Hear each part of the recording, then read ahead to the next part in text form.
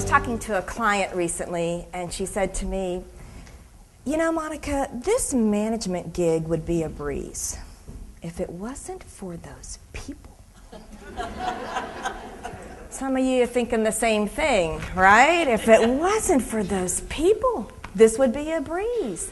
You're trying to lead your team, and you look behind you, and you think, where did everybody go? Where are they? Everybody, would you stand to your feet for just a minute? Stand to your feet. Let's do this together. Get about this far apart from each other. Okay? I'm not going to make you do calisthenics. All right, now raise your right hand over your head. Extend your forefinger. Now bring your right arm straight down in front of you. We're going to pretend that your body is a compass and your arm is the needle of a compass. I'm going to ask you to close your eyes, and I want you to turn your whole body and point in the direction that you believe is true north. Now, no one looking around. Close your eyes, turn your whole body, and point in the direction that you believe is true north. No one looking. Okay, now open your eyes. Does your team look like this sometimes? Are you in trouble or what? Okay, now let's say that, don't sit down yet, say that exit sign is what is really true north. And you said to your team, hey, we need to go there. So would you all point to the exit sign so I know you know where we're going? Now look around.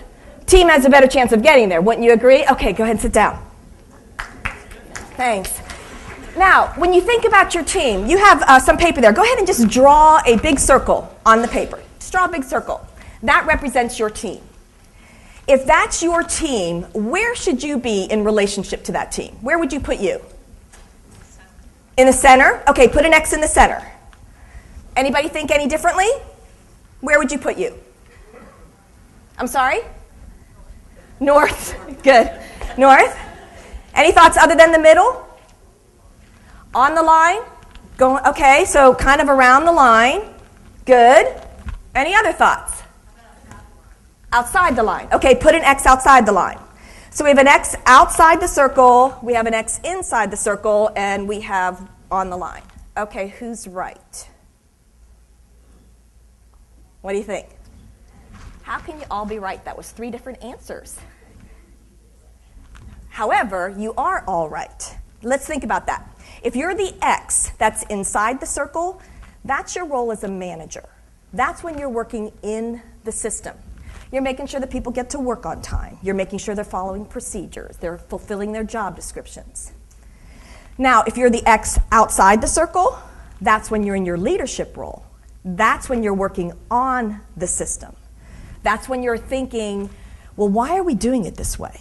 Is it because we've always done it this way? Well, maybe the things we've always done aren't working anymore. So how can we do it faster? How can we do it cheaper?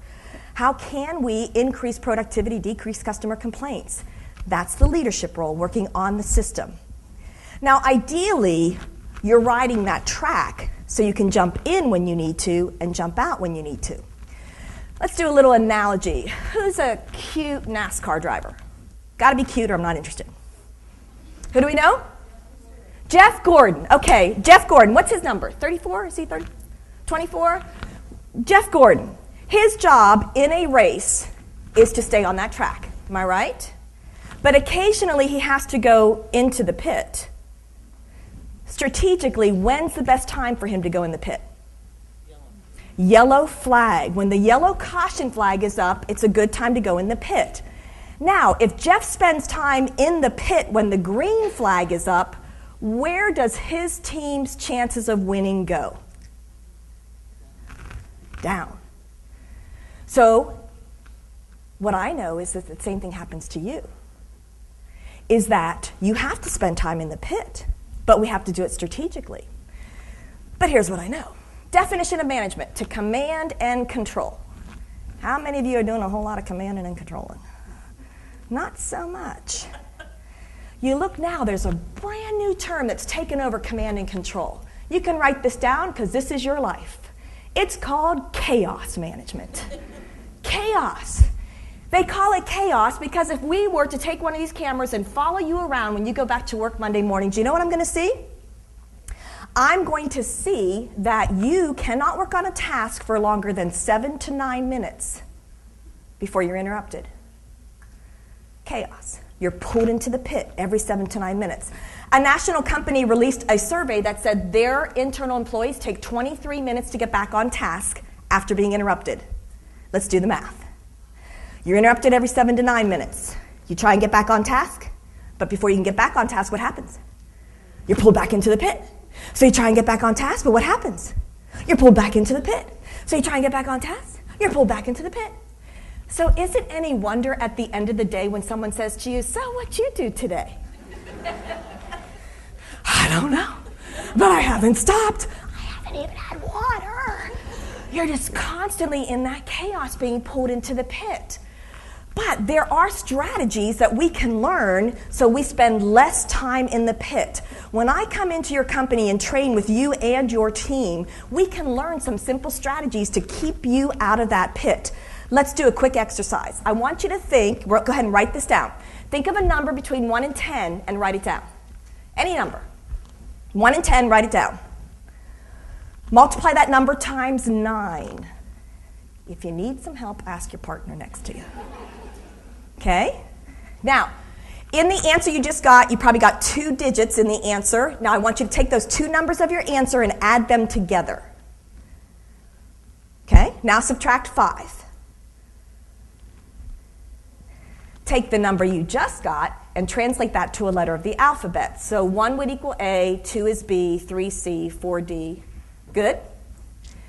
Think of a country that begins with that letter you just wrote. Country? Write it down. Look at the country you just wrote and look at the second letter and think of an animal that begins with the second letter. How many of you are writing an elephant in Denmark? How does she do it?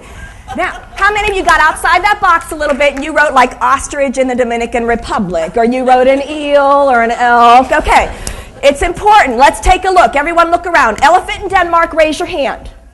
Okay, look around. Now, got outside the box, did ostrich, eel, elk? Good.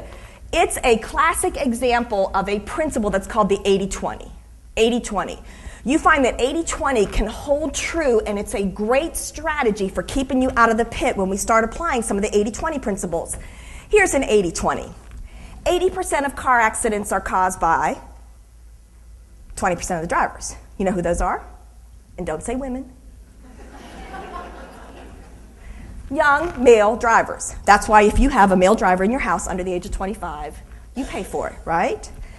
80% of your sales typically come from 20% of your customers. If you sell a product, 20% of your stock will produce 80% of your sales. As a team leader, you spend 80% of your time with 20% of your problem employees, right? When we start taking the 80-20 and applying those principles with your team, we find that we can stay out of the pit. For example, when you look at your circle, 80% of what happens with your work team should happen whether you're there or not.